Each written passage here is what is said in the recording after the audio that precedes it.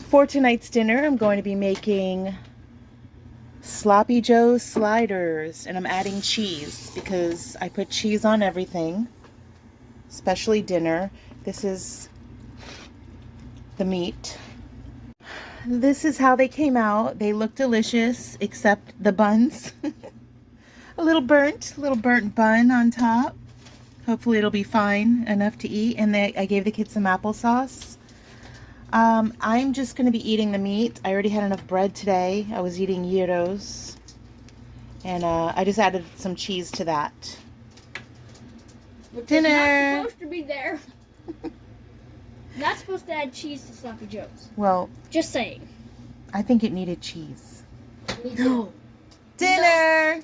Dinner, so. Make a very, very large amount for enough for all of us to last at least 2 or 3 days. So that's 6 people, 2 or 3 days.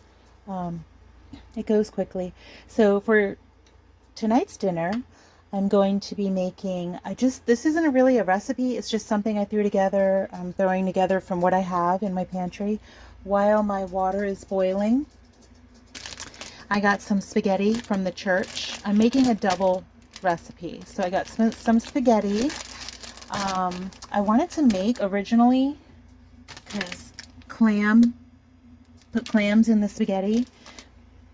My grandmother used to do that, my Italian grandmother, and I thought it was weird at the time, but now I get it. But I don't have enough clams. I don't think that's going to be enough meat for the large amount I'm making. So I have these salmon packets. So I'm going to call this seafood spaghetti. Seafood Alfredo. Of course, I have garlic. I'm going to add a ton of butter, and I'm going to have some Alfredo sauce. Double amount. Okay, let's see how this comes out.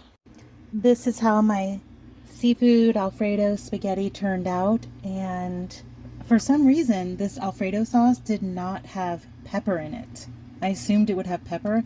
I actually don't have any pepper for some reason, so you want to add some pepper to Alfredo. I don't know.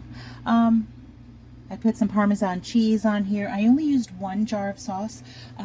What I do is, as I serve, I'll add a little bit more sauce as I'm heating up, and as needed. So just in case, because you know how sometimes it'll get dried out, especially if it sits overnight in the fridge. So then I add more sauce when I'm heating it up. And the Parmesan cheese. For my dinner tonight, I'm having liver. Beef liver and strawberries. Now this isn't like a soup. I like it. I love liver because it keeps me alive. But I know this isn't like a super yummy recipe type of dinner, but if you remember, I had a really big breakfast: 3 egg, cheese, 2 cheese omelet, biscuit, butter, coffee, hash browns. I'm still full from this morning. That was a lot. So I'm going to eat this because I have to, for the iron and the protein. And just to show you, this is my coffee grounds and my eggshells for my garden. I save those every day. Trin had chicken soup with cheese and eggs in it. I put egg in it. For tonight's dinner, we are having kielbasa sausage and sauerkraut. Now, I asked a Polish person in my comment section, I asked them, and they said, no, they do not serve sauerkraut with kielbasa. I honestly don't know where I got that from. It was served to me like that a very long time ago when I was a teenager, and ever since then, that's how I've made it. Kielbasa and sauerkraut. And dinner is served. Sausage, sauerkraut, and I only had 1 tiny little bun left over, so I split that between the kids. I'm going to eat right off the cutting board because I'm not trying to dirty another dish.